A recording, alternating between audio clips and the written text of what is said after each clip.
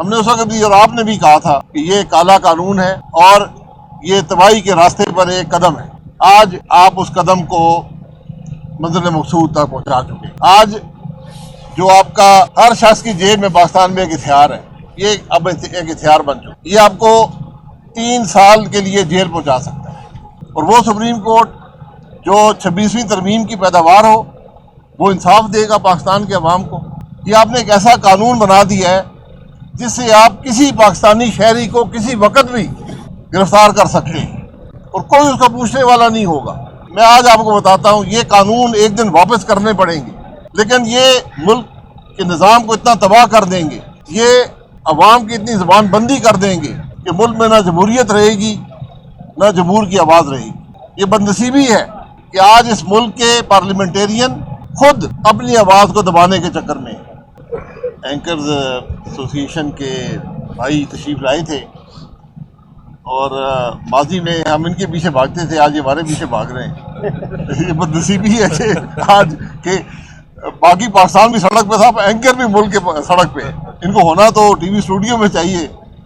سارے ساتھی جی پیکا amendment act 2025 یہ پاکستان کے کالے قوانین کی فہرست میں ایک اور اضافہ ہے بدقسمتی سے، اور اس حکومت کو کا یہ طرح امتیاز ہے کہ بغیر پڑھے بغیر ڈیبیٹ کیے یہ قانون پاس کرتی ہے۔ میں پرائم منسٹر صاحب کو یاد دلانا چاہتا ہوں کہ یہ پیکا ایکٹ جو تھا یہ 2016 میں بنا تھا۔ اس وقت بھی جو پارٹی کے اندر ڈیبیٹ ہوئی تھی اور جو پارلیمان میں ڈیبیٹ ہوئی تھی وہ آپ کو یاد ہوگی۔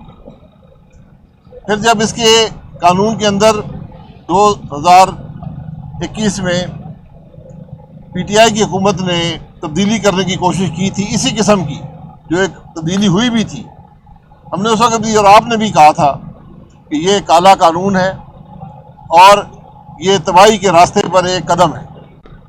آج آپ اس قدم کو منزل مقصود تک پہنچا چکے۔ آج جو آپ کا ہر شخص کی جیب میں پاکستان میں ایک ہتھیار ہے، یہ اب ایک ہتھیار بن چکا ہے۔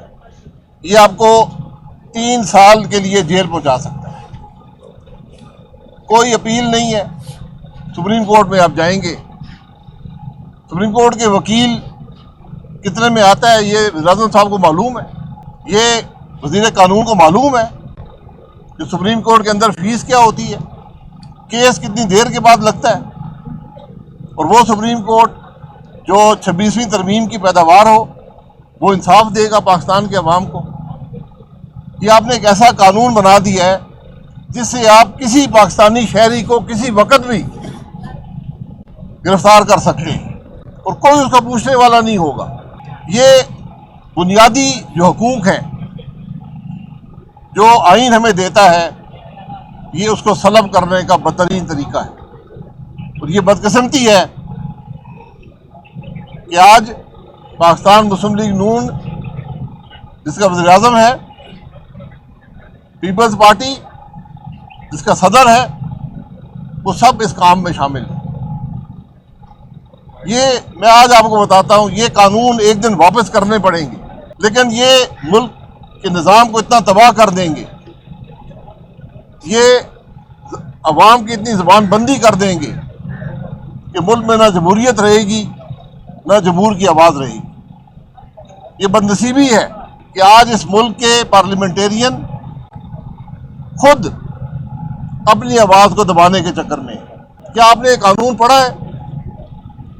پاکستان وہ ملک ہے جہاں آپ سوشل میڈیا پر جائیں، ہر آدمی دوسرے کو گالیاں نکالتا ہے، تو پھر ہر آدمی کو حق آج حاصل ہو گیا ہے تو دوسرے کے خلاف کمپلین کر دے۔ یہ لاکھوں جو آپ کے پاس شکایتیں روز آئیں گی، یہ کون دیکھے گا؟ کون فیصلہ کرے گا کون سی شکایت سننی ہے؟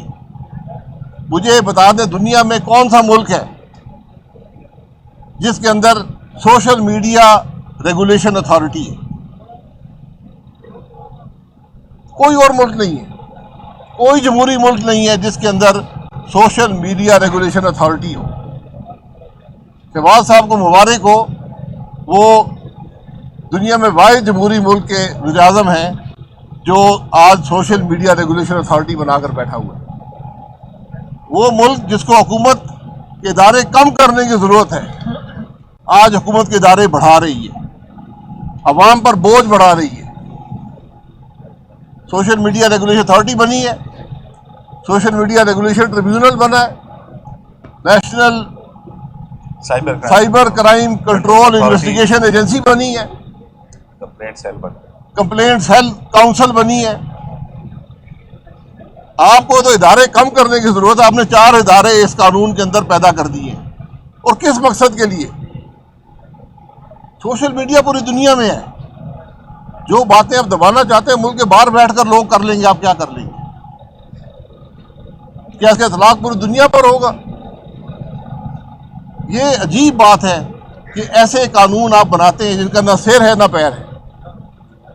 اس کے اندر اتنا ابہام ہے, اس پورے قانون کو آپ پڑھیں, ہر شق کے اندر ابہام ہے, اور اس ابہام کا نقصان ہمیشہ اس ملک کے شہریوں کو ہوتا ہے. آپ ملک کے اخراجات بھی بڑھا رہے ہیں, عوام کا حق بھی سلب کر رہے ہیں. آپ اس ملک کے جو شہری ہیں ان پر مزید قدغنیں لگا رہے ہیں. مجھے یہ بتائیں, یہ جو سوشل میڈیا اتھارٹی بنے گی, کہ اگر مجھے کوئی گالی نکالتا ہے ملک کے اندر تو اس کے خلاف آپ کیا کارروائی کریں گے؟ آپ 3 سال کے لیے جیل میں ڈالیں گے؟ میرا کوئی فیک اکاؤنٹ بناتا ہے تو کیا بنے گا؟ جب تک میں یہ ثابت کرتا ہوں کہ اکاؤنٹ فیک ہے تو میں جیل میں پڑا رہوں گا. آپ کس طرف جا رہے ہیں؟ اس ملک کو کہاں پر لے کر جا رہے ہیں؟ آپ جس قسم کے قانون بناتے ہیں, ماضی میں کالے قانون بنے ہیں, ان کا اطلاق بنانے والوں پر ہی ہوا ہے. یہ مسلم لیگ نون بھی جانتی ہے اور پی ٹی آئی بھی جانتی ہے. جب آپ کالے قانون بنانے کے شوق میں رات کے اندھیرے میں قانون بناتے ہیں پھر تکلیف آپ کو ہی ہوتی ہے.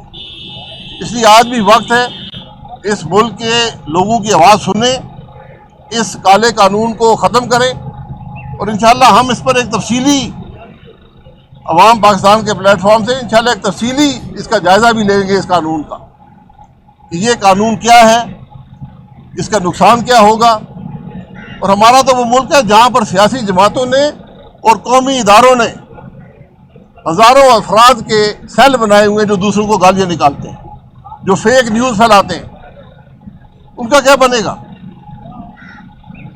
تو یہ جب ہم اس قسم کے معاملات میں ملوث ہوتے ہیں, بالکل ہم اس کے خلاف ہیں کہ کوئی کسی کو گالی نکالے, کوئی فیک نیوز دے, کسی کی حد تک کرے, لیکن وہ حد تک کا فیصلہ مجھے کرنے دیں, یا کم از کم قانون میں اس کی کوئی حد مقرر کریں کہ حد تک ہوتی کیا ہے. آپ نے تو اوپن چھوڑ دیا ہے کہ حد تک کا فیصلہ بھی آپ کریں گے, اس ٹریبیونل کے جج بھی آپ کے کنٹرول میں ہوں گے. یعنی وہاں لکھا ہوا ہے کہ ان ایفیشنسی کی بنیاد پر حکومت ان کو نکال سکتی ہے. یعنی خیر یہ تو آپ کو نئی بات ہے نہیں, سپریم کورٹ کے جج کی بھی ان ایفیشنسی ہم ہی کرتے ہیں, تو یہ تو کوئی ایسی معمولی بات ہے کہ ٹریبیونل کے جج کی کر دی تو کیا ہو جائے گا. تو پتہ نہیں ہم ملک کو کہاں پر لے کر جا رہے ہیں, یہ کیا سوچ ہے. اور بدنصیبی ہے کہ آج جمہوریت کی دعوے دار جماعتیں اپنے ہاتھ سے جمہوریت کا قتل کر رہی ہیں.